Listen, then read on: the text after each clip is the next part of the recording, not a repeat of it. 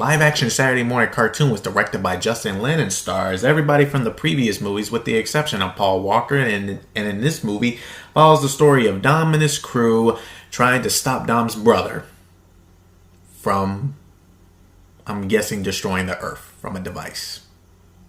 That's the best I got. Alright guys, so this is the 9th film in the Fast and Furious franchise, and I already know that we're going to probably get 10 on 11.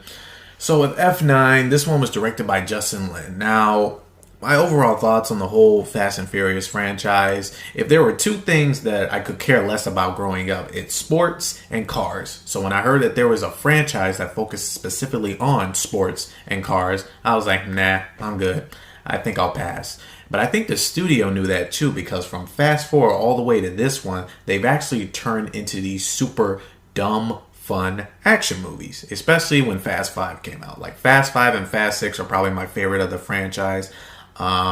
Furious 7 was okay, especially with that, little sad scene with Paul at the end. And I wasn't the biggest fan of F8, but with Justin Lin coming back, somebody who actually directed 3, 4, 5, and 6, I thought he was kind of going to dial it back, because up until 8, that was probably the dumbest one in the franchise, and I really didn't care for that. And guys, I'm not going to lie to you when I say that F9 literally makes those previous movies, 8, 7, 6, 5, 4, look like grounded action movies. This is by far the dumbest movie, not only in this franchise, but I think I've ever seen.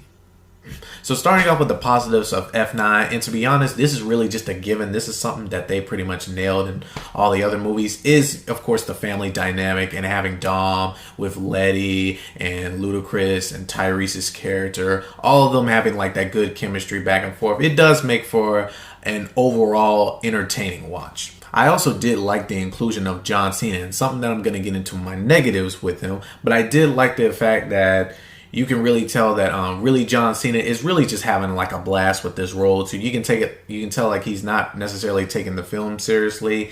And when I get into my negatives, you'll see how that just didn't really work out for me with really this movie. I also like the fact that Charlize Theron is in here back as Cypher. And I did enjoy Han being back, because Han was one of my favorite characters, and I'm glad he is in this film, even though that they retcon his death in Tokyo Drift. And that's about all I have to say for the positives. Now, nothing I'm mixed on, so we're going to get straight into my negatives. I'm going to get small, and then we're going to get big. And leading over from my positives, we're going to talk about John Cena. Now, John Cena is one of my favorite wrestlers in the WWE too, but I'm sorry guys, I just don't buy this guy as the main antagonist of this film. I don't. I think maybe it's because of how much I used to watch wrestling. I've just seen this guy play this babyface role for so long. It's kind of hard to all of a sudden flip the script and then all of a sudden like he's this bad guy. He just really wasn't believable. It's not his acting that I had the problem with. It's the fact that I just didn't believe this guy as a bad guy. Another thing in here is really just a story. I wasn't really on board for the story. The story mainly revolves around the whole family basically in retirement, taking a break from all the action and the chaos. And then all of a sudden Ludacris and Tyrese show up and say, hey, we pretty much got this message from Mr. Nobody that says we basically need to get this MacGuffin. That's basically what this movie is. A giant MacGuffin movie. They need to go here to get this, to stop Dom's brother from doing this. That's all this movie is. And now we're going to get into one of the big ones. We have one, and then we're going to get to another one, and then I'll wrap this up. So I think my biggest problem is with this one is the fact that I think that this movie is way too stupid. Now, with some people, you have, well, I actually come to this franchise and I expect the stupid stuff. Well, guys, I'm over here in this camp to where it's like I can sort of deal with the stupid stuff, but this movie is requiring you too much. Like if you thought the last movies required you to just suspend your disbelief, this movie requires you to not only take out your brain, but also put it in a trash can, like the trash can on fire, and watch it burn in order to enjoy this movie.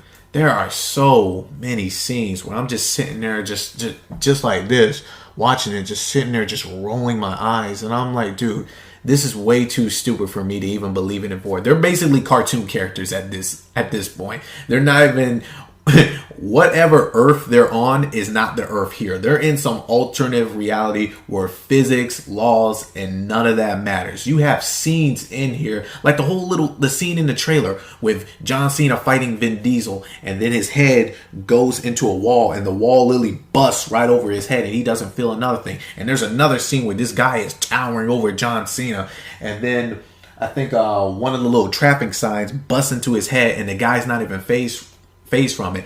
There's a scene in here with Tyrese running from these terrorists or whatever, literally shooting AK-47s at this dude, and not one bullet hits them. I mean, guys, there's even a scene in here where literally Tyrese is holding his jacket to Ludacris, and he's like, dude, you know what we just went through? Look, no bullet holes. And I'm just sitting there, I'm like, okay, you guys calling the films out like this doesn't really help your case. If anything, that just makes it dumber. And I think the main breaking point for me, guys, now this is a spoiler, so if you guys don't want to be a spoiler, you can just skip to the ending where I grade this thing. Guys, the rumors were true in this one. All the rumors that we all knew the Fast and Furious franchise would eventually go to space. Yeah, guys, they go to space in this one. And I'm just sitting there like, okay, where else are you going to go now? Like, you've already been to space now. Where is it left that you're going to go? Where are you going to go? Freaking Jupiter? I mean, guys, they actually had the balls to go to space. Where else are you going to go with this franchise? And at that point, guys, I was saying, like, yep, you know what? I'm done with this franchise. It was fun while it lasted, but I'm sorry, Fast and Furious franchise. This is a little too much for me. You lost me. So overall, guys, really wasn't a fan of this one. I think, with the exception of Tokyo Drift and Too Fast, Too Furious, this is probably like my least favorite one out of like the 9 films that we got so far. Really, really not a fan of this one. But if you are a fan of this franchise and you like the fact that these movies go try to outdo themselves with every single movie, or if you just like these kind of movies in general, go have fun, I guess. I'm going to give Fast and Furious 9 a 6 out of 10. Guys, thank you so much for watching. Remember, leave a like, comment, and I'll see you guys in the next video.